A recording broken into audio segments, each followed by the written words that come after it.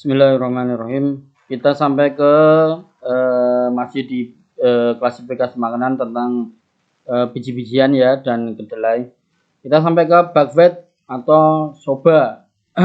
Soba yang mau yang pengen tahu apa itu soba ya, silakan coba dicari di Google bagaimana bentuknya, karena memang tidak dimakan oleh kita kan. Karena kita makanan pokoknya adalah beras ya. Sifat termal alaminya bervariasi tergantung sumbernya, kebanyakan sejuk, beberapa hangat. Rasanya manis, jaringan organnya lambung, limpa, dan usus besar. Unsurnya tanah, efeknya menurunkan Ki, suplemen limpa, mengendurkan kekerasan, menghalau kelembapan. Mengendurkan kekerasan itu ya otot-otot yang kaku atau perlengkatan seperti seperti limfoma itu bisa kendur, bisa mengecil. Metode persiapan dimasak utuh atau digiling sebagai bubur rebusan. Mengandung protein, lemak, karbohidrat, kalsium, fosfor, zat besi, kalium, tembaga, vitamin B2, B3, kemudian dan vitamin E, lecitin, lisin, dan triptofan. Indikasi mengobati stagnasi dan counterflow perut, ciperut atau energi berbalik lambung, energi berbalik atau energi counterflow ci lambung itu ya, ci lambungnya berbalik ke atas, yang harusnya menurun tapi ke atas. Contohnya adalah mual, muntah, nyeri disertai distensi abdomen. Nah, itu untuk mengobati itu. Jadi arahnya ke bawah semua.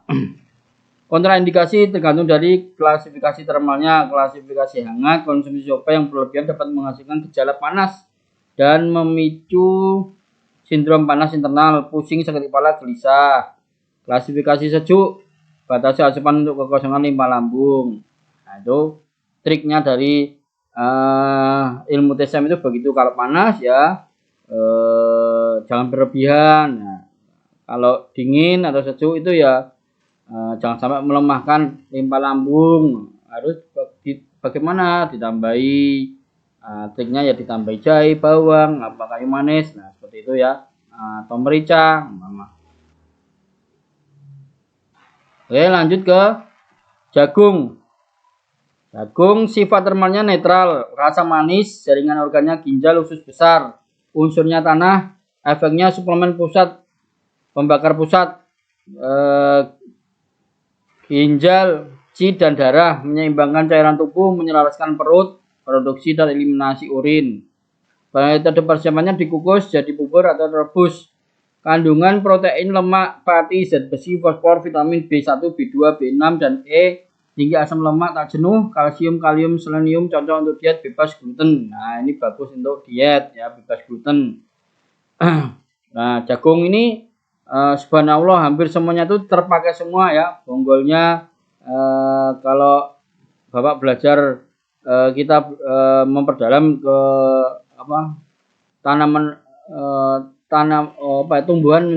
tumbuhan tanaman obat atau tanaman obat karangan Dr. Profesor Hembing, yaitu jagung itu dari rambutnya, dari bonggolnya, dari daunnya, klobotnya ya, pembungkusnya atau jagungnya sendiri itu bermanfaat semua.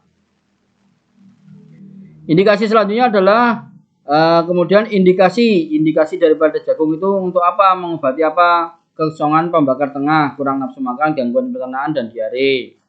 Kekosongan yin ginjal, kurangnya kekuatan lemah, sensasi dingin, ekstremitas bawah, impoten. Nah, sederhana ya, sederhana. Ketika ada permasalahan di ginjal ya toh, mulai dari kelemahan, mulai sensasi dingin, impoten, makannya jangan nasi, tapi diganti dengan jagung ya. Insya Allah nanti dalam beberapa minggu itu yin ginjalnya akan terisi. Nah, kemudian ada spermanya sudah, kemudian ada rasa hasrat mulai muncul ya, hasrat birahinya mulai naik. Nah, itu karena diganti dengan jagung. Nah, seperti itu.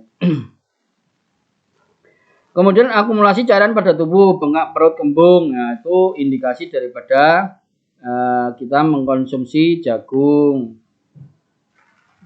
Sederhana ya, penjelasan sederhana tapi ya bermanfaat. Nah, jadi intinya itu semua tinggal kita mau pilih yang mana ya. Pengen kemarin pada pertemuan yang lalu ada pengen gandum, konsumsi gandum, gitu aja. Nah, sekarang jagung, Pak Ibu sudah tahu manfaatnya jagung. Jadi kalau beras mahal ya santai saja, ganti jagung kan gitu. Nah, kita nggak akan kehilangan akal, kita tinggal di Indonesia kan serba ada ya. Selanjutnya adalah millet. Sifat termalnya netral, sedikit hangat, tergantung sumber. Beberapa sumber mengklasifikasikan sejuk. Ya. Biasanya tergantung daerahnya. Daerah millet di daerah kutub sama di daerah Turki, misalkan itu sedikit berbeda sifat termalnya kan begitu.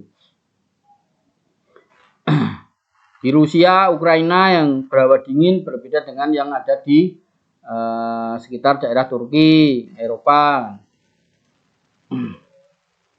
Rasa manis dan asin, jaringan organnya lambung, limpa, ginjal, arahnya ke bawah, unsurnya tanah dan air, efeknya suplemen memperkuat dan menyelaraskan pembakar pusat. Biji-bijian terbaik selain beras untuk jaringan organ ini. Nah, jadi untuk jaringan limpa, lambung dan ginjal itu selain beras adalah yang terbaik adalah millet. Memperkuat ginjal, makanan yang sangat baik selama kehamilan. Ketika istrinya hamil, saudaranya hamil, makanya diganti pakai millet. Nah, supaya apa? Nutrisinya terpenuhi. Ya, kemudian apa? Si bayinya nanti lahir normal, sehat, tidak stunting, tidak cacat dan segala macam. Nah, itu kita butuh setiap siapa saudara kita, keluarga kita hamil itu ya yang diperlukan yang sangat penting adalah nutrisi. Seperti itu. Suplemen C dan darah dan C menghilangkan kelembapan, mengubah dahak, menurunkan aliran balik C perut, C lambung. Jadi yang mual muntah itu bisa cuman makan itu saja, millet itu sudah asam lambung bagus, itu asam lambung ya kan. Kalau medisnya diagnosa medisnya asam lambung, makanya millet. Diuretik dan detoksifikasi. Metode persiapannya dimasak sebagai bubur, rebusan atau dikukus. Kandungannya karbohidrat, protein, pati, lemak, hingga asam linoleat, kalsium, fosfor, kaya akan zat besi, fluorida, fluorid, magnesium, vitamin B, vitamin B2, vitamin B6, lecitin sangat tinggi asam silikat. Indikasinya kekosongan pembakar pusat atau pembakar tengah. Contohnya gejala kurang nafsu makan, kelemahan umum, kelelahan, diare. Jadi jenengan mulai beberapa menghafal sindrom-sindrom itu tadi. Sindrom-sindrom kurang nafsu makan, kelelahan. Nah, itu rata-rata bermasalah di kelemahan pembakar tengah, jiwa tengah, limpa lambung. Fillet muesli atau bubur untuk sarapan dengan kismis, kacang-kacangan, kayu manis dan buah-buahan di musim. Buah-buahan di musim yang musimnya ya. Nah, jadi millet. Nah, kalau di itu kan ada kismis, ada stroberi kering, ada macam-macam lah ya. Nah, dicampur dengan kacang chestnut, kacang almond. Nah, itu kan sekarang banyak dijual seperti itu. Gangguan kelembapan dan dahak karena kekosongan limpa, gangguan dahak berulang, sinusitis, bronkitis, perasaan kusam berat di kepalanya berat, perasaan berat pada ekstremitas, malas gerak, mager, mual, gangguan pencernaan. Itu indikasinya seperti itu tadi. Counterflow, C lambung, mual akut dan kronis, muntah mual di pagi hari. Makanya millet ya. Kalau kita tidak bisa makan beras, makan nasi, makanya ganti millet. Infeksi perut dan infeksi lambung dan usus. setelah asupan makanan basi atau expired dengan mual akut dan diare. Nah, itu jadi makanan basi atau sudah expired kita konsumsi, ya itu bisa terjadi seperti keracunan. Nah, gejala padahal itu seperti keracunan, yaitu infeksi perut dan usus. Kelemahan umum, kurangnya kekuatan dan sensasi dingin, terutama kelemahan pada ekstremitas bawah. Ya, seperti itu. Manfaat daripada millet secara TCM.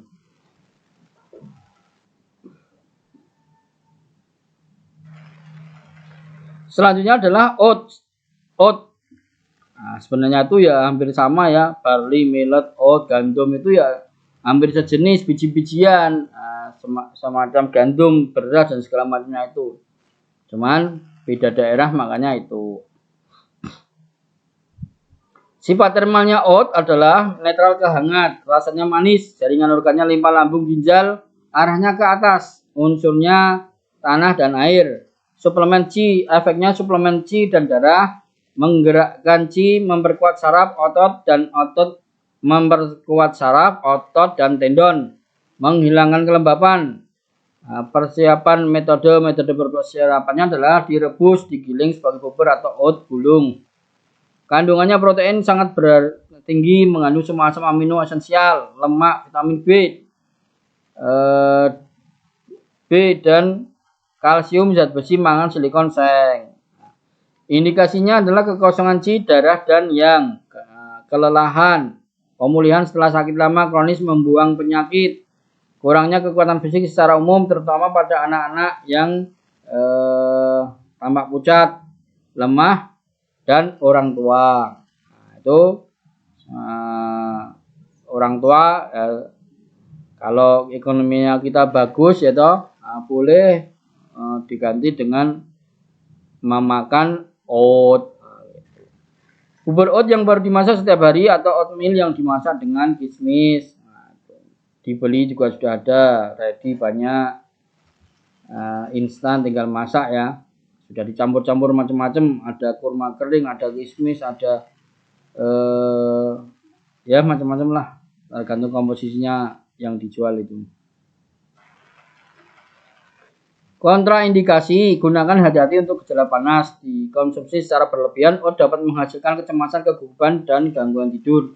Karena apa? Karena arah energinya ke atas, naik. Nah, jadi kalau terlalu banyak, ya itu tadi, terlalu yang nanti tubuhnya kemudian bisa memunculkan kecemasan, keguguran, dan gangguan tidur. Selanjutnya adalah nasi putih dan nasi merah. Coklat itu merah ya. Nah, ini primadonanya kita warga Indonesia. Ini siapa yang kalau belum makan nasi itu belum merasa makan. Nah, seperti itu. Kalau pepatah orang Jawa, orang Indonesia itu sudah makan banyak itu. Tapi karena masih belum makan nasi, berarti seperti belum sarapan, seperti belum makan. Nasi putih, nasi sifat termalnya netral, rasanya manis, jaringan organ limpa lambung, paru, arahnya ke atas, unsurnya tanah, efeknya suplemen C dan darah, menyelaraskan perut, memperkuat limpa, mengatur dan memproduksi cairan tubuh, meredakan diare, dan diuretik. Persiapan metodenya direbus sebagai bubur, dikukus sebagai rebusan, ya dimasak itu ya, dimasak diliwet atau didang.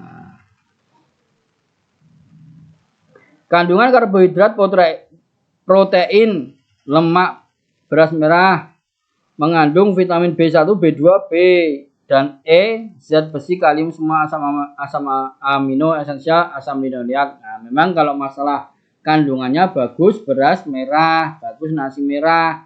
Jadi nasi merah itu mengandung, kandungannya itu lebih bernutrisi, lebih bergizi dibandingkan dengan nasi putih. Nah, ya dalam pepatah Jawa itu ada ono rego ono rupa ya toh. Kalau mau yang bagus ya pasti mahal. Kalau mau yang murah dapatnya kualitasnya ya sesuai dengan harga yang dibeli. Indikasi kekosongan limpa dan lambung, kurangnya kekuatan, kurangnya nafsu makan, mual, muntah, morning sickness, diare. Nah, itu makan nasi. Masak nasi berbutir pendek atau ketan dalam jumlah air yang diinginkan. Baik untuk bayi dan anak-anak dengan mual dan muntah. Pada awalnya hanya minum cairan nasi rebus. Kemudian makan nasi mungkin dimaniskan dengan madu atau licorice. Itu sebenarnya kalau airnya nasi itu bisa dimasak, bisa dimakan sebenarnya. Apa ya namanya airnya itu air rendamannya nasi itu loh. Ya, tapi kita jarang praktek. Kalau kita dalam bahasa Jawa itu kita kenal dengan sebutan air tajin. Air tajin itu banyak nutrisinya. Air tajin itu putih seperti susu kan. Itu dimasak, diminum pun bisa nambah energi, seharusnya seperti itu. Tapi kita kayaknya sepertinya tidak pernah mempraktekkan itu, akhirnya ya dibuang percuma saja. Kita fokus ke nasinya, dimasak, dimakan biar kenyang. Padahal harusnya tidak. Air tajin itu juga sangat bermanfaat.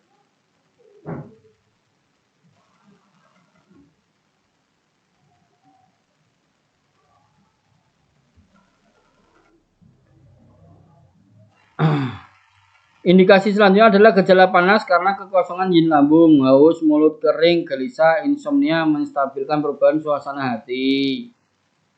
Kekosongan yin lambung, ya, kasih nasi. Beras bersama dengan millet direkomendasikan untuk memperkuat jaringan lambung dan limpa. Beras pendek, beras ketan terutama suplemen C. Beras berbutir pendek atau ketan manis atau lengket dengan sifat termal pemanasannya sangat cocok untuk melengkapi C dan darah. Jadi dicampur-campur itu tidak apa-apa, dicampur-campur beras dengan apa, dengan millet atau oat dengan gandum, itu dicampur-campur tidak apa-apa. Nah, intinya kan itu sebagai makanan pokoknya manusia dengan gigi yang hanya cocok pas makan biji-bijian kan gitu.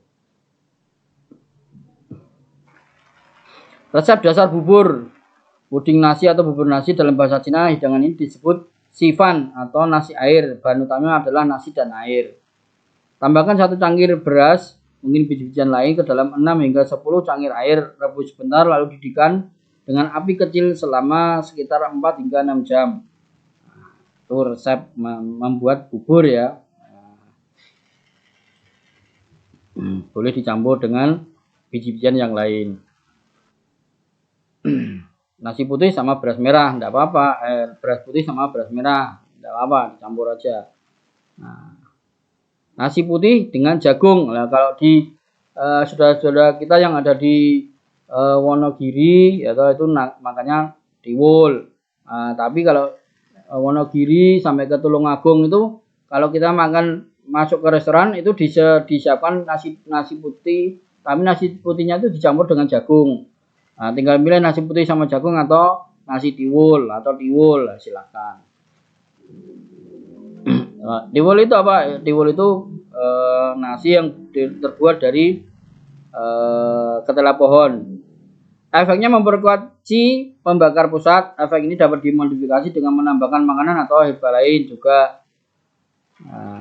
Contohnya bubur kacang hijau mendinginkan, menurunkan demam terutama di musim panas. Bubur chestnut memperkuat jaringan ginjal. Bubur gandum memperkuat yin hati, mendinginkan dan menurunkan demam, menenangkan dan menstabilkan suasana hati. Nah, kalau dicampur-campur kayak gitu, ditambahi makanan atau herbal lainnya boleh, tidak apa-apa. Ya seperti yang saya sampaikan tadi, ada nggak ini warga Tulungagung Wonogiri ya? Benar enggak apa yang saya sampaikan? Di sana kan makannya tuh nasi dicampur sama jagung.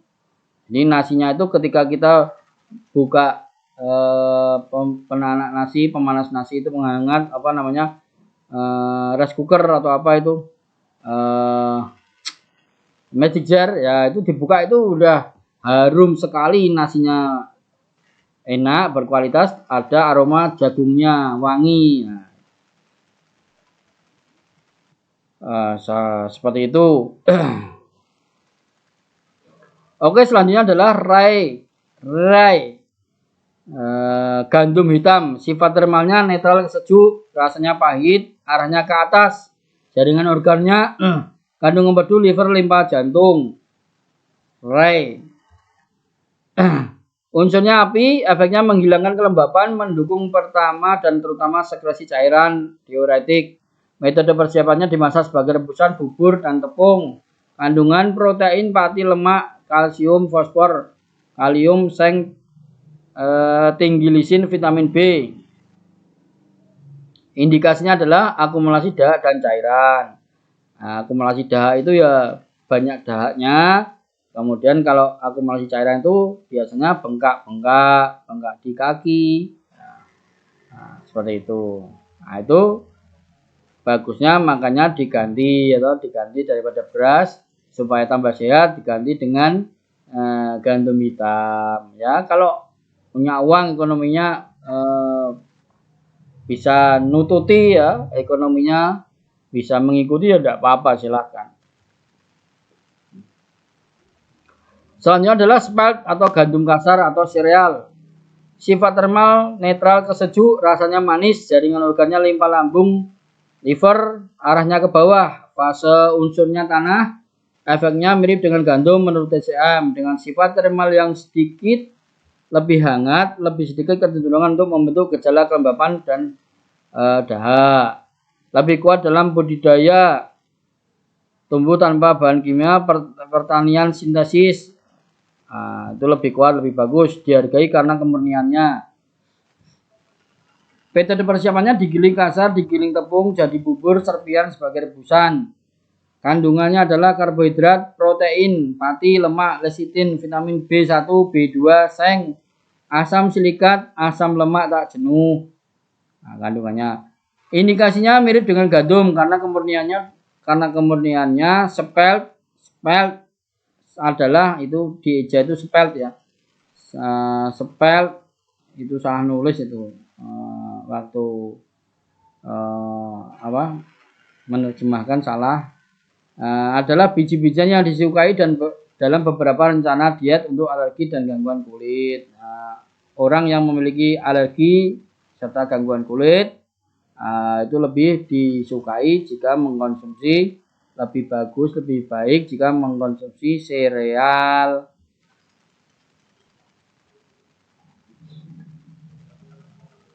Kemudian selanjutnya adalah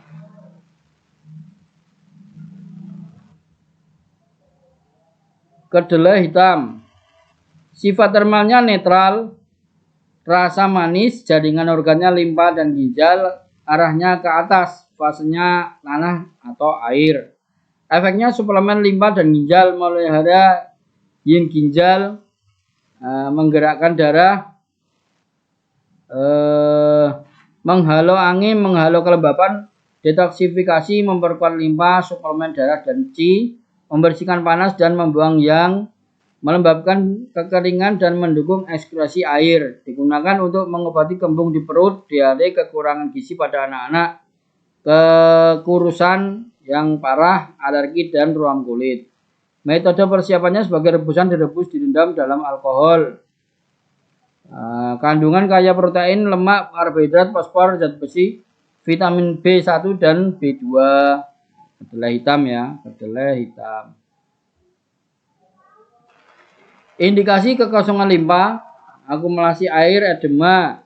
Kekosongan itu kelemahan ya, kekosongan atau kelemahan limpa, akumulasi air, bengkak biasanya, edema, perasaan tertekan, anggota badan berat, kembung. Nah, itu gejala-gejala daripada sindrom kekosongan kelemahan limpa. Rebusan kedelai 200 gram sekitar setengah lb atau ya 200 gram. Nah, direbus, diminum, nah, kemudian dimakan kedelainya. Kekosongan kelemahan ginjal, terutama kekosongan yin ginjal, kelemahan pada ekstremitas bawah, gangguan pendengaran, rambut beruban prematur. Nah, itu ya. Jadi yin ginjal itu berkurang ketika orang itu rambutnya sudah mulai memutih ya, yang pas itu ya antara 40 tahun itu sudah mulai memutih ya. Nah, tapi sudah wajar kalau 40 tahun itu, maksudnya jangan 18 tahun, 20 tahun kalau sudah mulai tumbuh uban, nah itu namanya prematur. Itu gejala daripada menurunnya atau lemahnya yin ginjal dari seseorang. Haus, mata kering, penglihatan kabur, keringat malam, dan nyeri punggung bawah. Nyeri punggung bawah itu berarti apa? Pinggangnya nyeri karena memang kelemahan ginjal, sehingga pinggangnya nyeri, makanya terjadi kelemahan pada ekstremitas bawah, pergerakan kakinya itu kurang kuat ya. Akhirnya tidak bisa naik ranjang, naik sudah kehilangan panggung, seperti itu. Nyeri punggung, kehilangan panggung ya. Jadi kedelai itu termasuk salah satu yin ginjal itu. Suplemen yin ginjal. Biasa bingung-bingung ketika kita mengalami sindrom seperti yang disampaikan yin ginjal dengan gejala-gejala seperti yang disebutkan di atas. Coba aja ganti makan kedelai. Panggang kedelai hitam 200 gram dalam wajan kering dalam suhu rendah sampai harum.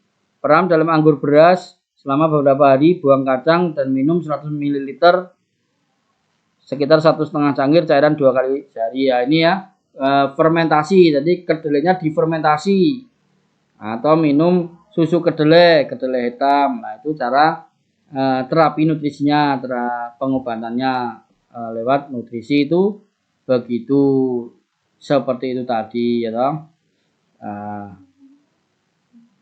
Dipanggang dulu di wajan yang tanpa minyak ya toh, disangrai kalau dalam bahasa kita itu disangrai. Nah, disangrai dulu seperti kopi itu kan, seperti kopi itu disangrai. Nah, kemudian kalau ini diperam itu dibacem atau dikum, direndam di dalam anggur. Seperti itu, di dalam arak. Kalau zaman dulu arak, kalau sekarang kita bisa menggunakan madu. Begitu caranya. Oke.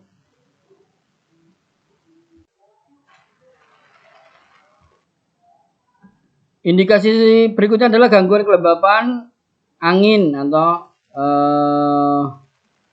gangguan lembab sipi, rematik, artritis, nyeri sakit persendian, nyeri otot dan yang memburuk, dan kelembapan dan angin eksternal. Nah, itu bagus ketika mengkonsumsi kedelai hitam. Kontraindikasi kelebihan kedelai hitam melemahkan limpa dan dapat menyebabkan gangguan dahak ya, tidak boleh. Terus pengen kuat, pengen jantan, makan yang sebanyak-banyaknya, makan itu terus ya, itu tidak boleh, tidak pas ya. Tetap maksudnya itu ya, mengkonsumsi ketika sehari sekali khusus kedelai itu nanti dirasakan di badan ya. Kalau sudah enak oh sudah bisa manggung lagi, itu ya.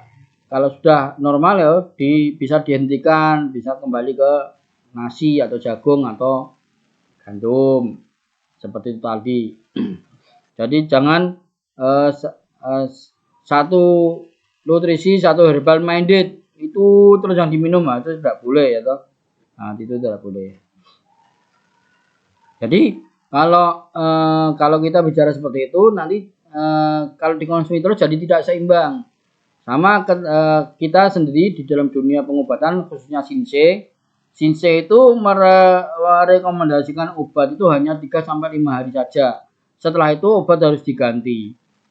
Karena 3-5 hari itu dikasih 3 paket, itu diminum 3 hari atau 5 paket diminum 5 hari, nanti diperiksa lagi apakah ada prognosis yang bagus atau malah tambah parah. Nah, kan itu perlu direvisi obatnya, perlu direvisi ramuan herbal dari Shinsei. Jadi tidak asal. Ya. Kalau tidak ada prognosa yang baik, yang bagus, kenapa diminum, kenapa diterus-teruskan? Nah, harusnya dihentikan. Oke, lanjut ke kedelai kuning. Sifat termalnya netral, kecenderungan kehangatan panggang panas. Jadi kalau dipanggang, disangrai jadi panas. Rasa manis, perut, limpa, usus besar, arahnya ke bawah, unsurnya tanah. Efeknya suplemen limpa, C dan darah. Juga menurunkan C, menyebabkan kekeringan, mengeluarkan cairan, mendetoksifikasi. Nah, ini arahnya ke bawah. Nah, jadi energinya turun, energinya ke bawah. Metode persiapan direbus, bubuk atau sebagai rebusan. Kandungan tinggi protein sangat cocok untuk pengobatan kekurangan gizi. Nah, tinggi protein ya, dibandingkan nasi, kedelai lebih baik, lebih bagus. Sangat cocok untuk pengobatan kekurangan gizi, Kandungan lainnya adalah lemak, asam lemak, tak jenuh, fosfor, zat besi, kalsium, karotin, vitamin B1, B2, dan asam folat, lisin, serta lecitin. Indikasi daripada kedelai kuning adalah kelemahan limpa lambung dengan C dan kekosongan darah. Kelelahan, kurang kekuatan, ekstremitas dingin, kurang nafsu makan itu bagus ketika diberi minuman susu kedelai. Nah, kedelai hangat. Jadi kalau Bapak Ibu pernah ke Semarang, di Semarang itu ada daerah wisata di atas gunung yang disebut yang terkenal dengan Bandungan. Nah, di sana Bandungan itu minuman khasnya apa? Susu kedelai hangat, karena di sana sentra industri tahu dan susu kedelai. Enak di sana. Nah, paginya makan tahu sama susu kedelai. Malamnya apa? Malamnya karaokean. Malamnya itu manggu purel. Nah, di sana itu seperti itu. Nah, kalau di Jakarta ya ke Bogor. Wisatanya refreshingnya ke Bogor. Akumulasi air, edema kembung karena kelemahan limpa, ketidakharmonisan dalam usus besar, gangguan pencernaan akut dan kronis, gangguan pencernaan akut dan kronis, itu diare, perut membengkak, distensi abdomen, terutama pada balita setelah konsumsi makanan basi atau expired. Nah, itu cepat segera dikasih makanan kedelai. Kacang kedelai kaya akan, nah ini kacang kedelai tapi dimasukkan klasifikasinya dimasukkan ke biji-bijian. Kacang kedelai kaya akan protein tinggi atau berharga dengan semua asam amino esensial dan asam lemak berkualitas tinggi. Susu kedelai dan produk kacang kedelai adalah pengobatan pilihan bagi orang-orang dengan gangguan kulit dan alergi. Jadi kalau susu sapi itu ada alergennya, mengandung alergen, sehingga ada beberapa yang tidak cocok minum susu sapi karena alergi. Susu kambing tidak ada alergennya, aman. Nah, paling aman ya kalau kawan-kawan yang yang tidak makan hewan ya, susu kedelai ini cocok pas.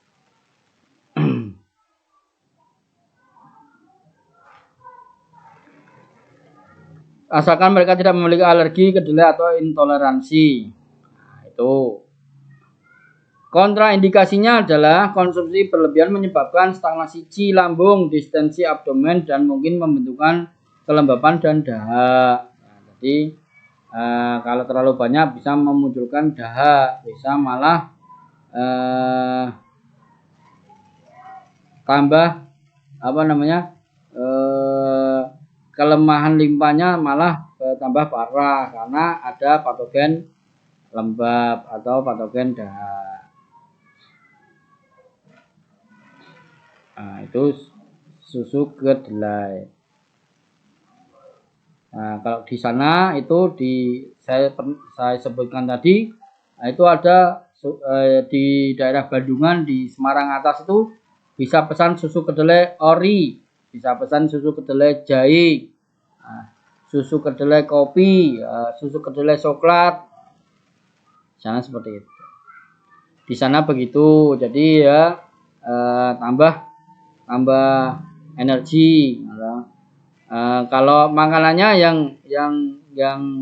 yang khas sate kelinci. Nah, di sana banyak dijual sate kelinci. Sate kelinci bagaimana menurut TCM? Nanti di sesi di belakang ya kan, ketika membahas daging dan unggas. Nah, itu nanti akan sedikit disampaikan, dikupas di materi. Oke, berikutnya adalah gandum. Sifat termal alamnya sejuk, cenderung dingin, rasanya manis, jaringan organnya jantung, liver, limpa, dan ginjal. Arahnya ke bawah, fase atau unsurnya adalah tanah. Efeknya membersihkan panas, melengkapi limpa dan ginjal, memelihara yin jantung, membangun qi dan darah bila dikombinasikan dengan makanan hangat, menghidupkan kembali rasa haus dan diuretik.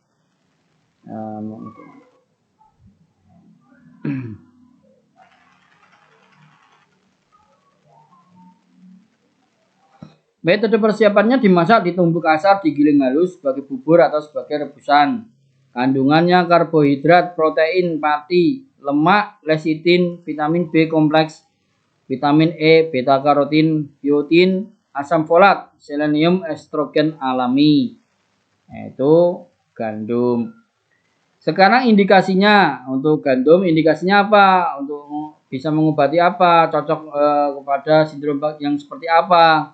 Nah, itu gejala panas umum, mulut kering, demam, berkeringat, sangat cocok untuk menurunkan demam pada bayi dan balita. Rebus setengah liter 2 gelas air dengan 2 sendok makan gandum yang digiling kasar selama 30 menit, mungkin dipermanis dengan licorice, minum selagi hangat. Licorice itu herbal ya, atau bisa ditambah madu lah seperti itu. Kondisi panas internal dengan gejala emosional dan psikologis, agitasi, kecemasan, histeria, kegelisahan internal, lekas marah, insomnia, keadaan emosi yang tidak stabil, kecenderungan kesedihan. Nah, jadi gandum saya sebut lagi, kalau di dalam kitab Tibun Nabawi itu, di dalam ilmu pengobatan Islam itu ada gandum talbinah. Gandum talbinah itu menenangkan, menurunkan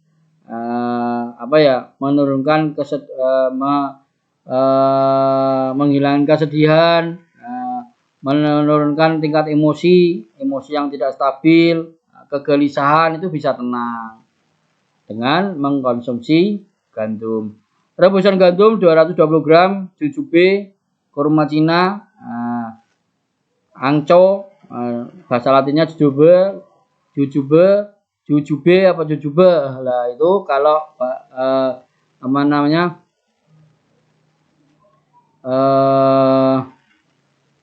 kalau bahasa Mandarinnya angcau, tacau, banyak ya.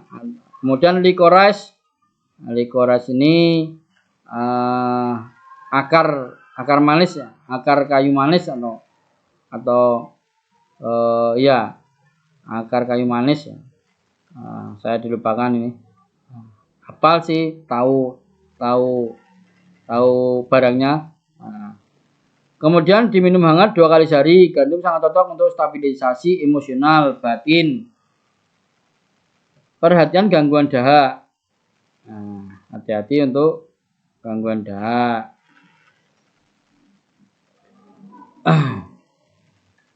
Jadi untuk menenangkan, untuk menstabilkan emosi.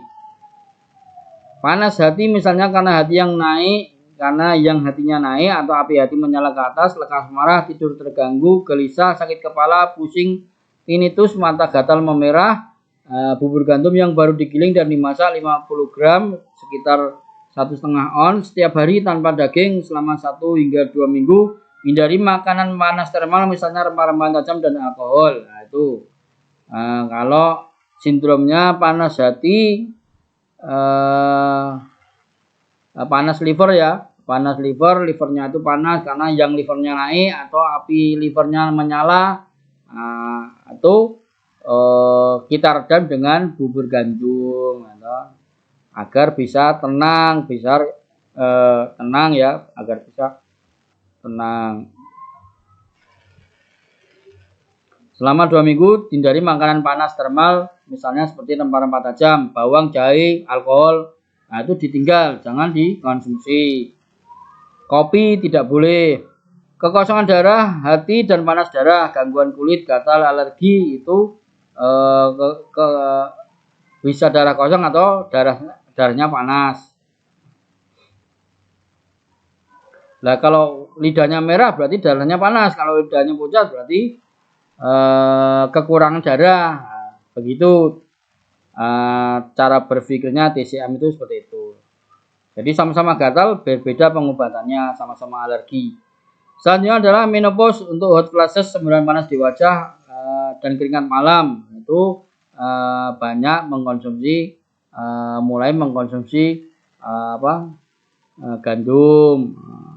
Hot flashes itu wajah itu seakan seperti panas atau kebas atau ya terasa berbeda gitu.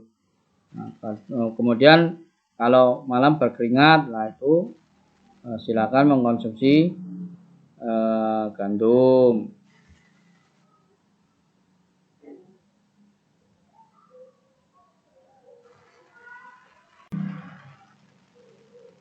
Berikutnya adalah kontraindikasi. Kontraindikasi gandum itu apa, bagaimana? Kelebihan gandum atau produk gandum itu ya berarti pasta, roti atau macam-macam lah. Menghasilkan kelembapan dan dahak. Gorengan-gorengan itu roti itu produk gandum itu yang gandumnya itu sudah menjadi tepung terigu, tepung gandum. Nah, itu menghasilkan kelembapan dan dahak. Tepung terigu, dedak gandum atau serpihan gandum memiliki perbedaan yang signifikan dalam sifat termalnya. Tepung terigu hangat dapat menyebabkan panas, muncul dahak. Serpihan gandum dingin, dedak gandum sejuk hingga dingin. Gandum memasuk tubuh dengan kekuatan dan daya tahan. Jadi gandum memasuk energi dan daya tahan. Nah, tapi ya secara TCM itu kita harus pintar-pintar memilih apakah mengkonsumsi tepung yang sifatnya panas, menyebabkan akumulasi dahak, atau yang dingin atau yang sejuk sehingga bisa menenangkan kan gitu. Jadi selalu menjadi acuan ketika kita berbicara TCM, panas termalnya, suhu, kemudian afinitasnya ke organ, ke jaringan itu apakah ke organ limpa lambung, apakah ke ginjal, kan beda-beda. Seperti beberapa yang disampaikan tadi, kalau kedelai itu cenderung ke daerah ginjal kan. Kalau gandum, nasi dan segala macamnya tadi, oat, barley itu rata-rata di limpa lambung. Nah, begitu. Nah, jadi manfaatnya belajar seperti itu ya. Jangan terus saya udah nggak makan tepung lagi, saya nggak mau, membuat sakit. Ya enggak seperti itu. Ada orang posting gorengan bakwan, saya sudah tidak makan ini lah, seperti itu. Kan jadi aneh. Nanti orang yang membaca medsosnya dikirain itu bakwan itu gorengan itu seolah-olah menjadi racun yang tidak diperkenankan untuk dimakan. Roti juga seperti itu. Apa bedanya bakwan sama roti lah? Zaman dulu bukan zaman dulu ya. Di Eropa, di Arab Saudi banyak yang makan roti, kan? Jadi ketika suhunya panas makan roti, ketika suhunya dingin atau suhu intinya entah dingin entah panas ya, mereka tidak belajar TCM, jadi toh bisa juga mereka mengkonsumsi roti. Nah, begitu. Jadi semuanya itu tidak ada yang jelek, semuanya itu Allah ciptakan dengan memiliki kemanfaatan yang berbeda-beda. Nah, jangan pernah menjelekkan sebuah makanan, ya toh.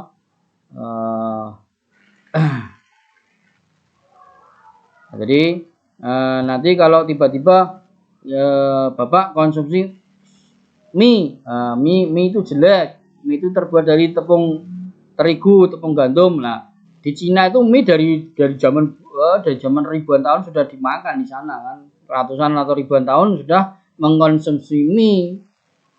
Apa salahnya mie? Nggak ada yang salah. Namanya apa namanya? Ya kalau sakit pengobatan harus dikurangi boleh, tapi kan nanti alasannya membuat gendut, alasannya membuat muncul dahak, muncul kelembapan lah. Wong kita saja hidup di zaman canggih ini sudah salah juga kok lahirnya kok. Kenapa? Karena nggak pernah bergerak kemana-mana, naik motor, nggak pernah olahraga. Coba apa yang salah? Nah, kalau di hubungan seperti itu, jadi kita malah kurang bersyukur ya toh. Jadi kita sudah diciptakan, dilahirkan di zaman ini ya kita ikuti saja, kita belajar, tambah ilmu sehingga kita bisa tahu apa yang baik, tahu apa yang benar, tahu apa yang cocok dengan tubuh kita. Lah itu saja. Jangan setelah kita tidak cocok sama susu digebyah-uyah tahu, dianggap susu itu tidak bagus semua, susu itu jelek semua. Di medsos dibaca orang bisa ngikut-ngikut, apa nggak salah itu namanya. Apalagi jenengan seorang tokoh, katakanlah Pak Camat, Pak Lurah atau Pak RT ya kan, atau Ustadz mungkin, peserta pelatihan ada yang Ustadz mungkin jenggotnya sudah sedada. Nah itu kan akhirnya murid-muridnya atau jamaahnya itu ikut-ikut taklid, akhirnya taklid semua. Banyak kan cerita seperti itu, taklid. Durian itu bagaimana Ustadz? Oh durian itu haram, durian itu bla bla bla begini, tidak boleh dimakan karena bahaya gini ya. Orang tidak mau makan durian semua. Ternyata si Ustadz itu di kamar tak ada orang melihat, makan durian sendiri lah. Seperti itu nanti akhirnya ujung-ujungnya. Nah ini sekedar cerita ya, saya bukan menjelek-jelekan Ustadz. Tidak bertendensi atau berniat untuk menjelekkan Ustadz. Lawang diri saya, keluarga saya itu keluarga Ustadz, jadi lulusan pesantren.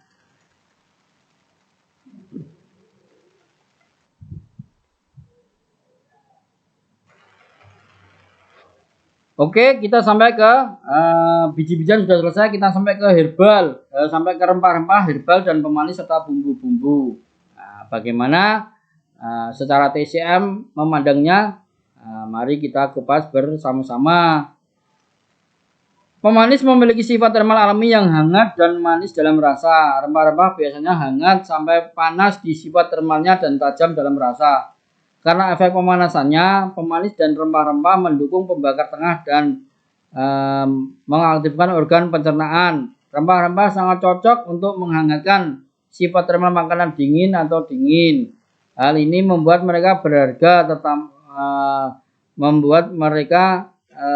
berharga atau ya lebih baik, lebih berkualitas karena ada tambahan rempah-rempah.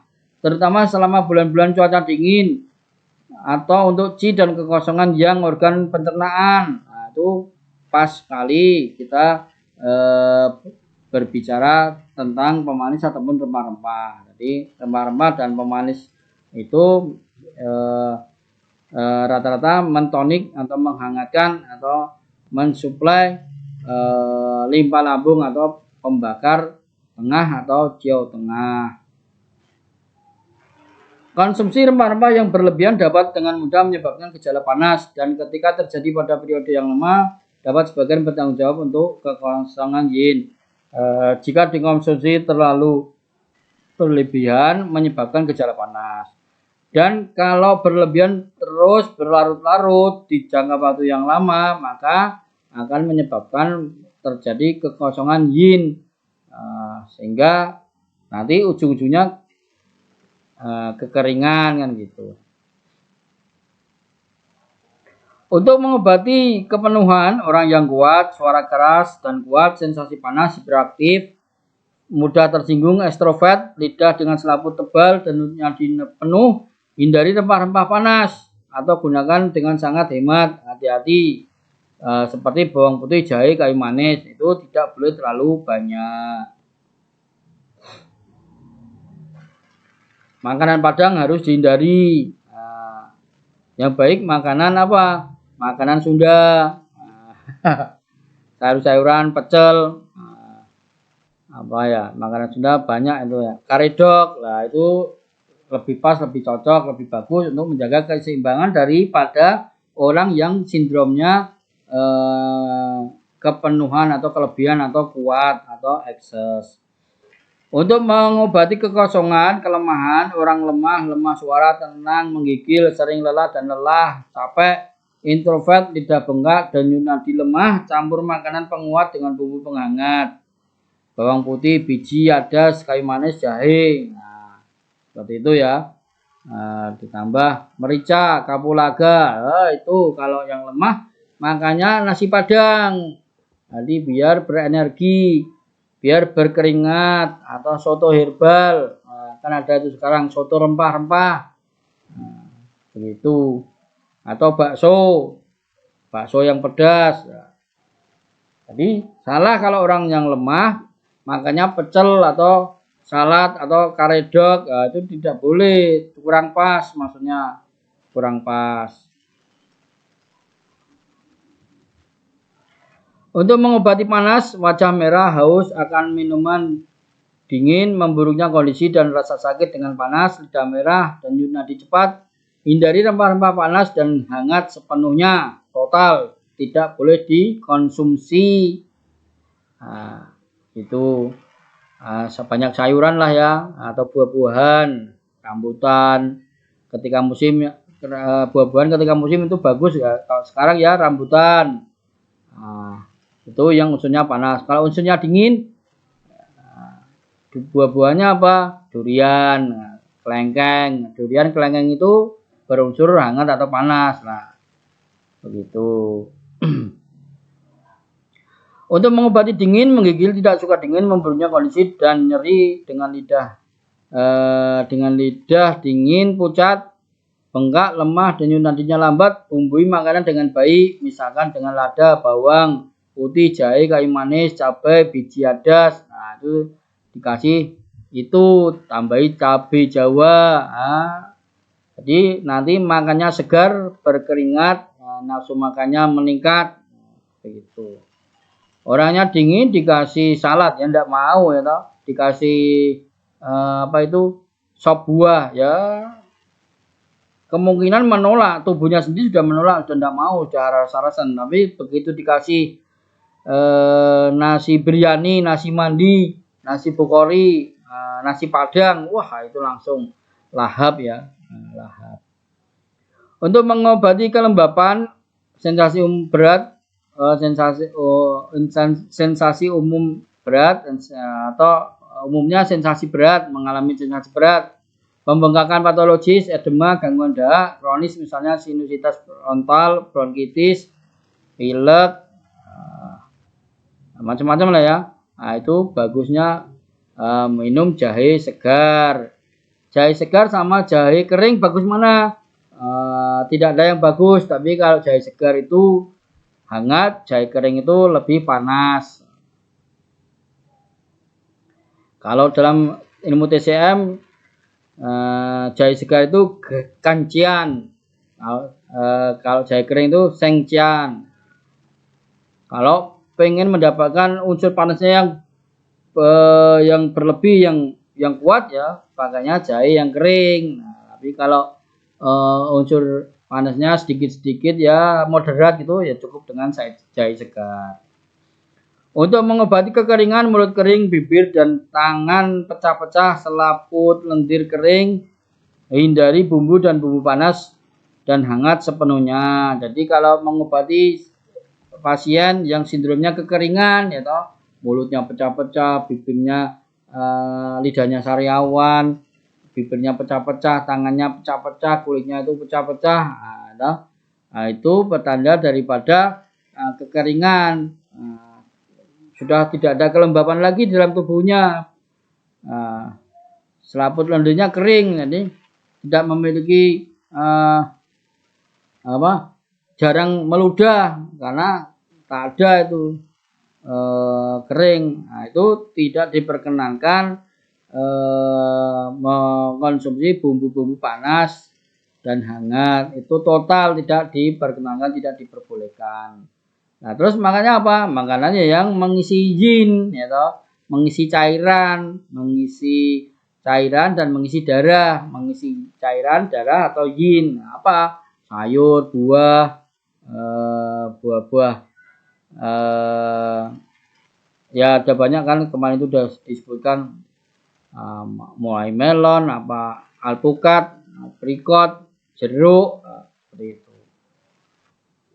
Kira-kira seperti itu penjelasan sederhananya tentang pemanis dan bumbu. Jadi semua sebelum dijelaskan per itemnya, kita jelaskan terlebih dahulu pengobatan yang tepat secara TCM. Menurut kacamata TCM itu bagaimana kita ketika menggunakan bumbu-bumbu, ketika menggunakan terapi bumbu-bumbu kepada pasien yang panas, dingin, kuat, lemah, lembab atau kering, itu bagaimana? Tentu berbeda-beda.